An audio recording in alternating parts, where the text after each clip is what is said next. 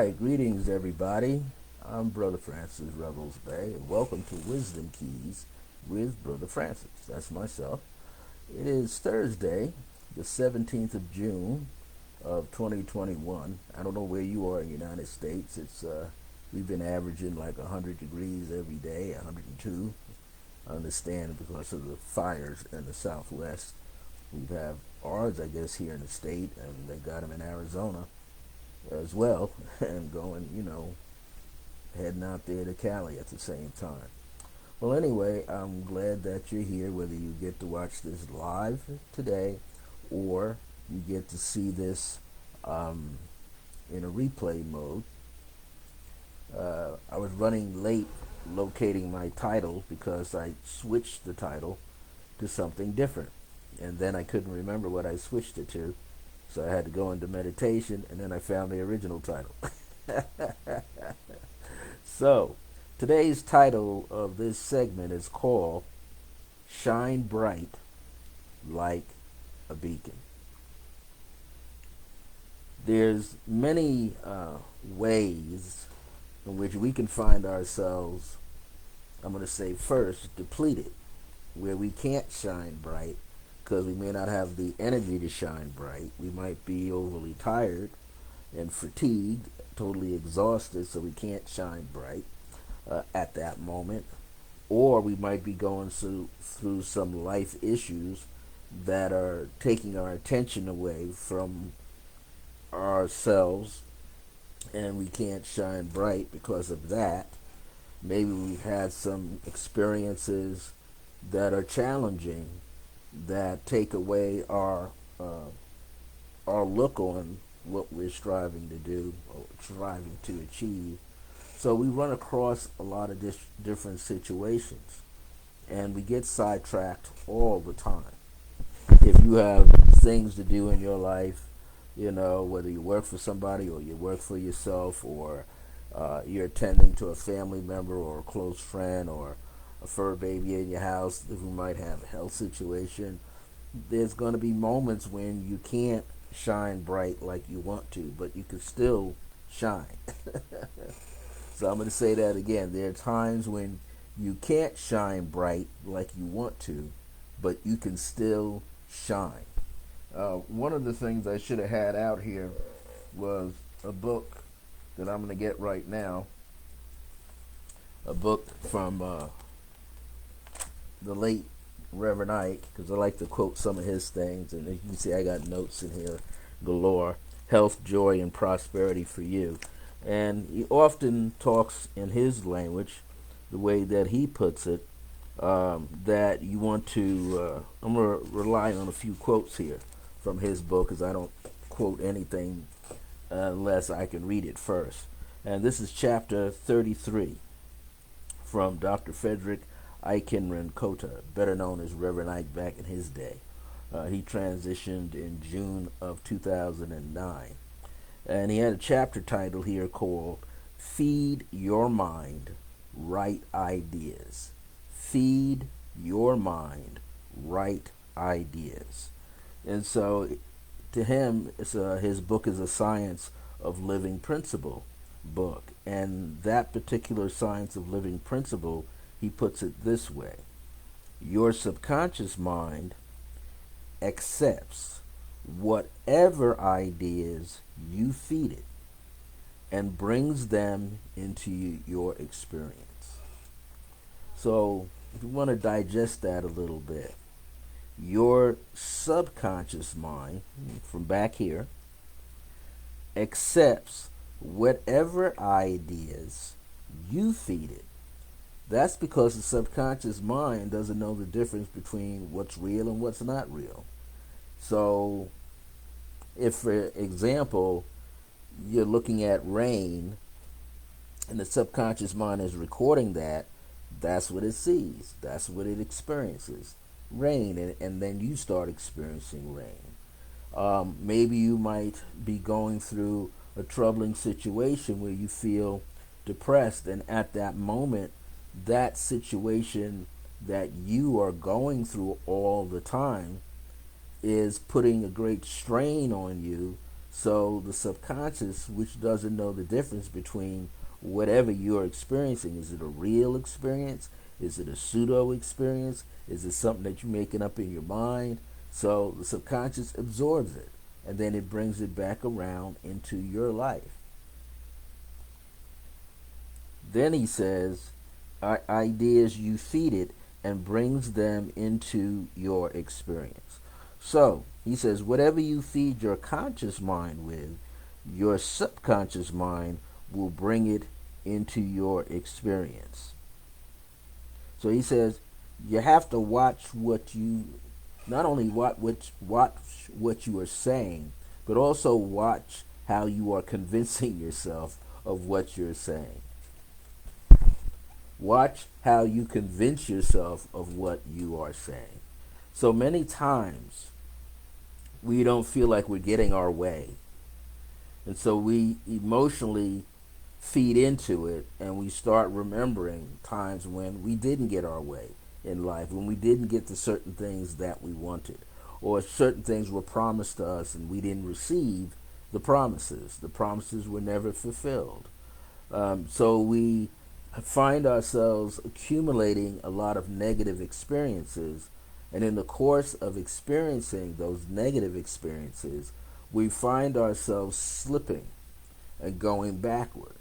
And as we slip and slide and go backwards, then we find ourselves in a position where we seem like we're starting all over again. But we're not really starting all over again. We're just starting from a different point. And we're not really moved back as we think that we are. We're still like right there, right in the moment, right in the now moment. We just feel like we're sliding backwards. So if we're not careful what we could feed our minds, this title that I wrote here, Shine Bright Like a Beacon, you might wind up shining all of your attention on what didn't happen. And when you keep doing that, and when we all keep doing it, we all have done it, where we shined our light. In other words, we put our mind, our feelings, our emotions, we even focus our intention into it, and then we find ourselves bringing into our life that which was off, that which didn't feel right, negative experiences and negative feelings. If you felt like, how many of you have gone through a situation where you fought off layers of depression in your life? Layers of depression. Depression means that there's something inside that got pushed all the way down. That's what it basically is saying. When you're feeling depressed, you push these negative experiences and feelings deep inside yourself, and eventually, if you're not careful, you will implode, right? Not explode, not exploding out with what you're feeling, but inside explode, implode from the inside. So everything starts to fall down. Your health starts to fall down. Your physical health, your emotional wellness, your spiritual wellness, you're not in touch with it. Your mental awareness. All these things fall. And we don't realize that everything meets its level, can meet itself. He used to say that, Reverend Ike used to say that in his book. You often meet yourself. So if you're upset about something over a long period of time and you haven't gotten to the core issue of why you're so upset, you wind up meeting that upset part of yourself showing up in someone else who demonstrates it to you. And that person may know you. It could be a loved one, a relative. It could be a close friend. It could be a business or a coworker. And you find yourself feel like, again, you're slipping and sliding and repeating things over and over again, and you're not getting anywhere. So he goes on to state that as you bring this into your life's experiences, he says, what I just said, he says, if you feed your mind negative ideas, and this is from this book here, negative ideas, you're going to have negative results in your experience. So that means if you start worrying about something that you think can't work, and you start putting not only the mental thought onto it, which means you in your mind you're seeing mental images of where you're not achieving, you're not feeling better, you're not doing better, you feel yourself arguing with other people. When you do that, what happens is you start to create and recreate this experience. Its subconscious mind doesn't know if it's right or wrong, so it's going to repeat the one is heaviest, the one that has the greater weight inside yourself with your emotions, the one that has greater thoughts more than the other. And then you begin to see the experience, you begin to have it. So another thing he says, you have to feed the mind properly. Feed your mind properly. So he says, what should you feed your mind? You should constantly feed your mind, as he says, right ideas. So some of the things he says are, just as your physical body reflects health and strength when you feed it correctly, which is true, so will your life reflect the right ideas you feed your mind. So what he is saying is he's equating, using correspondence here, right? He is saying the strength of your body, the health of your body is like the ideas that are being fed. In other words, the soil of your consciousness is where you're doing deep-rooted thinking. The soil of your consciousness. You're doing deep-rooted thinking. And when you're in there with that deep-rooted thinking, you are gradually building through the process where the outcome will either be favorable for you or non-existent. And it's all based on what we think about ourselves.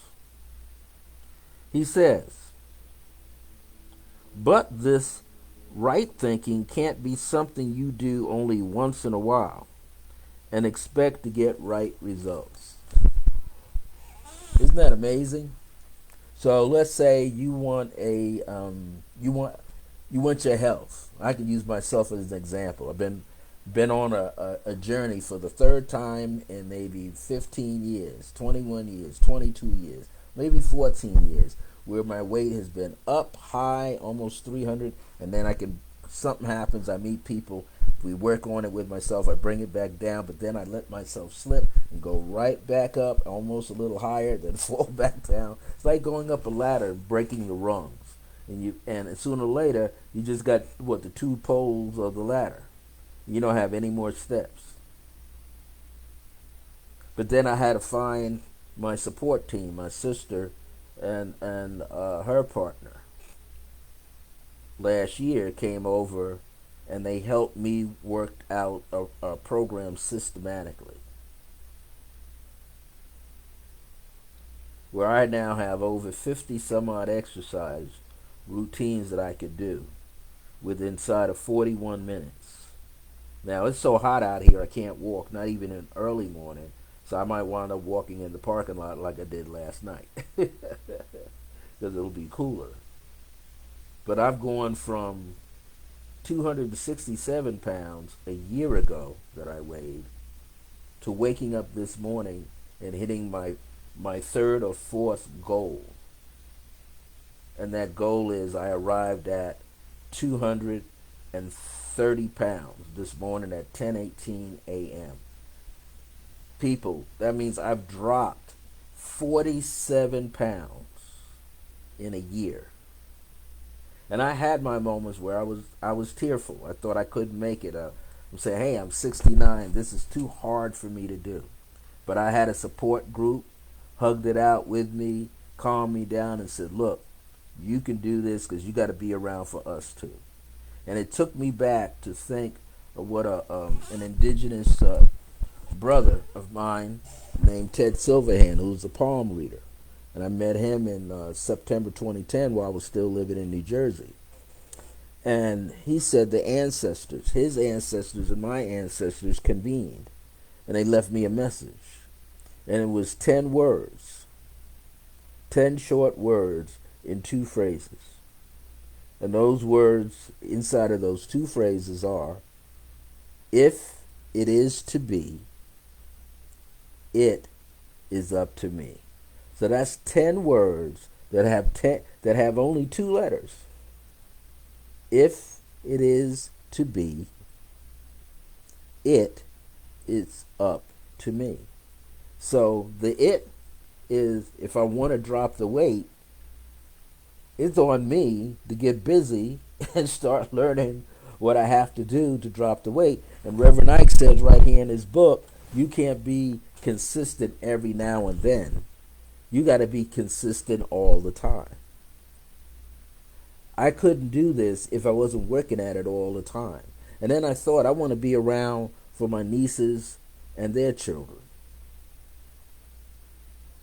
Earlier this year in March, I turned 69. In March, I hit, about 240? Yeah, in March, I hit about 240. So I've been averaging dropping weight at least about 1.5 pounds to 2 pounds a week. And sometimes I didn't drop any weight. My weight would just sit there.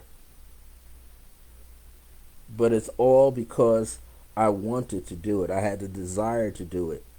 And I have that desire. I've even created mantras for myself to say. Whether I'm out walking, or going during an errand, or doing my floor exercises, I might say things like, each and every moment, I'm healthier, wiser, stronger, brighter, cheerier, more rooted, more centered, and I enjoy the new me.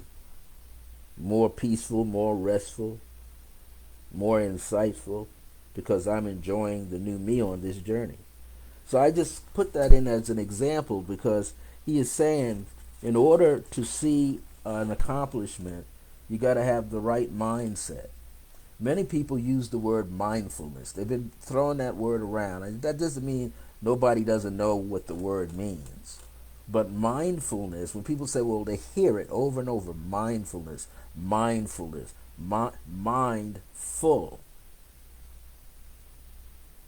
That's what we got to pay attention to. A full mind. But what is the full mind holding on to or focused on?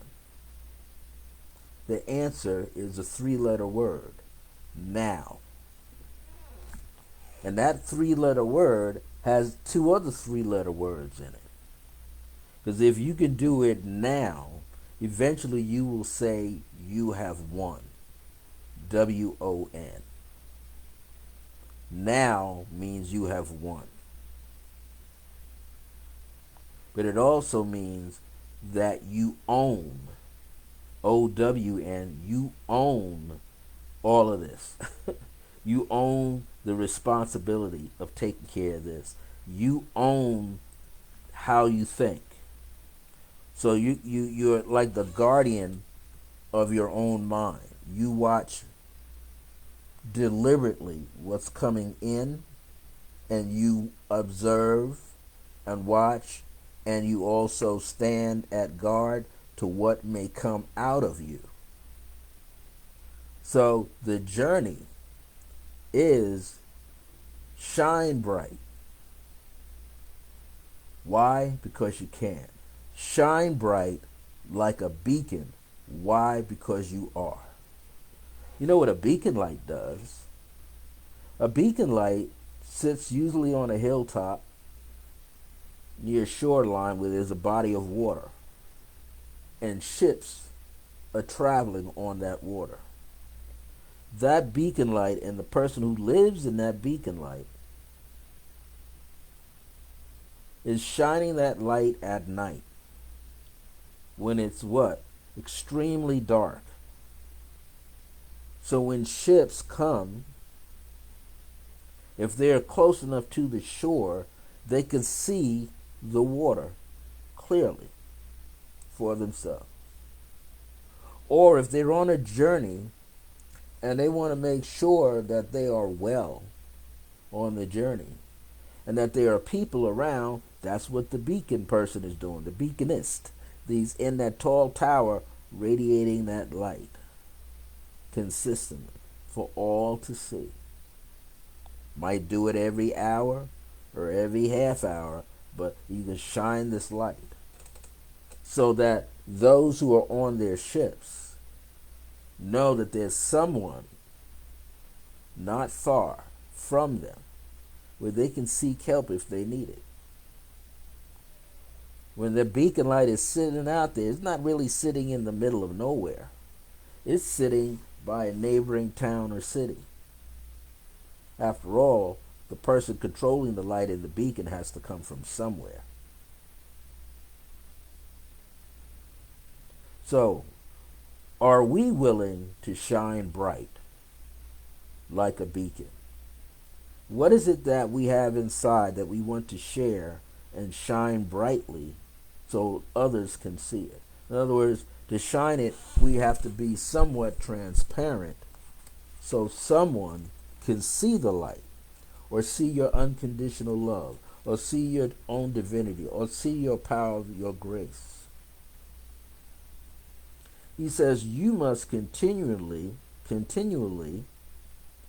and constantly feed your mind only good thoughts, comma, positive thoughts.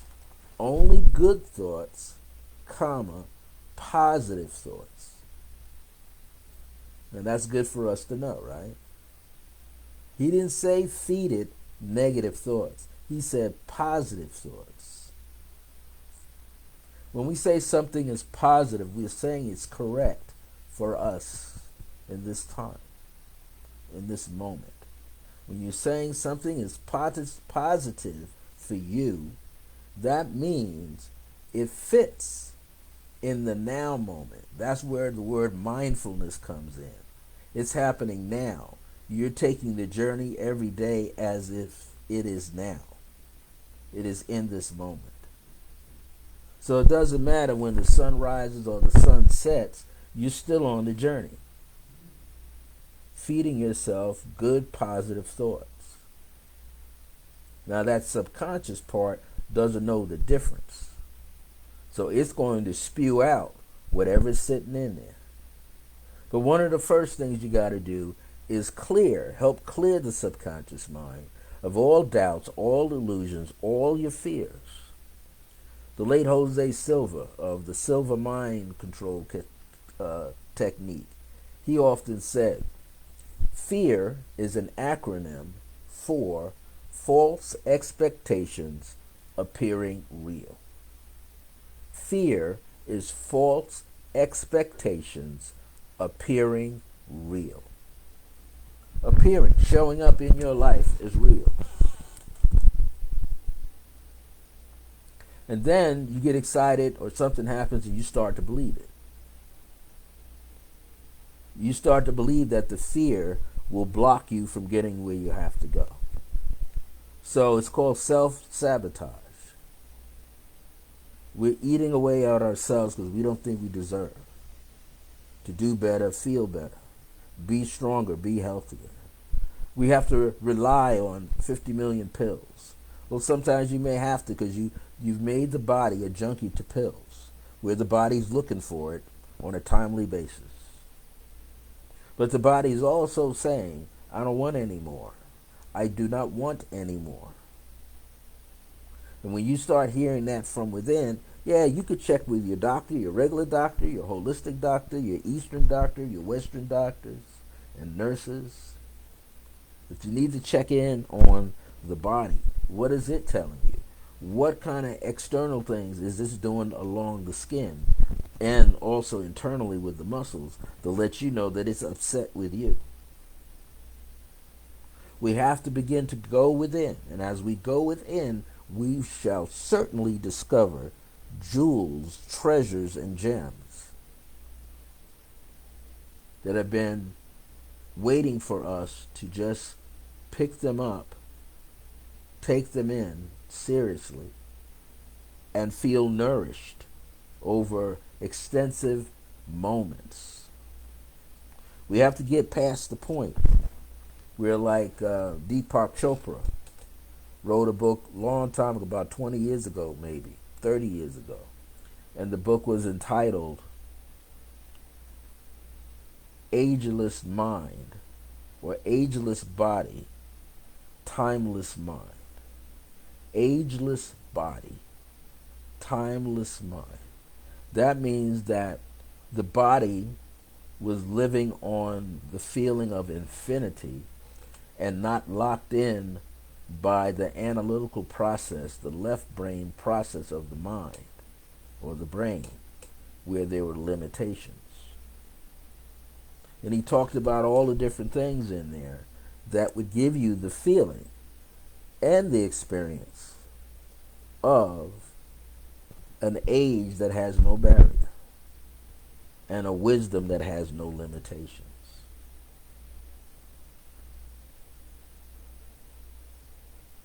We're supposed to live longer, not shorter lives. We're supposed to decide or lay the prayer out to the universe that's outside of you, that's also inside of you, that you want to be here a little while longer. You don't want to check out. So how can you not check out? Well, you may not control everything, but you can control 80%, 90% of it one day. Where you're going to feel better about yourself. You're going to look in the mirror and know you could be talking to your what? Talking to your higher self. Reflection of the higher self is coming through your eyes and your heart chakra and so forth. So you start saying to yourself, hey self, I feel better. Thank you. I love you unconditionally. I feel more peace, more harmony, more happiness. I feel as though I'm springing forward. I'm not going backwards. I'm not falling away from opportunities and journeys that enhance my own life. You begin to think these positive thoughts. You begin to be like a farmer or a gardener planting seeds, and the seeds are positive. They're not spoiled. You start feeling better about yourself. You're feeling so much better about yourself that all you can do is keep achieving. So here's what else Reverend Ike says. He gives us a technique. He says, in his way, back in those days, every day affirm to yourself, God in me is my unlimited source of all good. Now, what that statement is a positive affirmation. He didn't use the word affirm, but it's still a positive affirmation. And an affirmation is what? Something that you know is already true. An affirmation is something, a statement about yourself that you already know is the truth of yourself.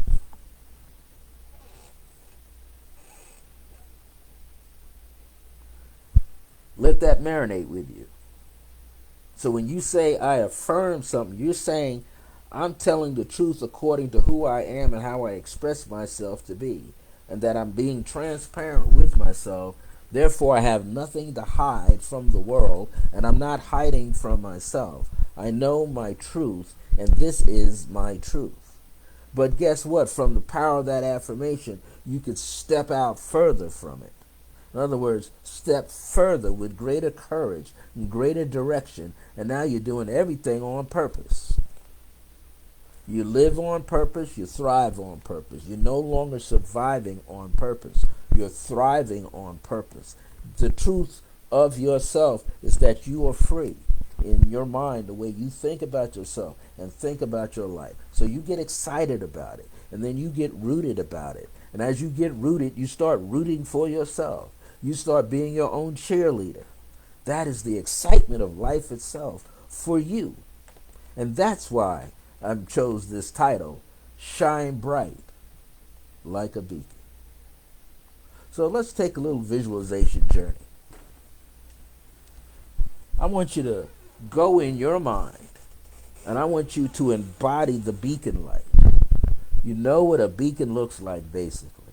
Or it could be a torch, or it could be a lamp. But the fire will not burn you, and neither shall the light. And you start feeling its presence, not just around you, but also inside of you. So you begin to take this deep breath in through the nose and out of the mouth. Again, inhale. Out of the mouth, exhale. Again, inhale. And out of the mouth, exhale. And now you do all the breathing through the nose, placing the tongue behind the two front teeth on the ridge that goes up. And I want you to focus on your back. And I want you to lead the breath, not push it, but lead the breath from the lower part of your back, where your waist fuses into your hips. Inhale, upward from the back. And bring it right to the center of your head, and then as you release the breath, lead it again, coming down the front.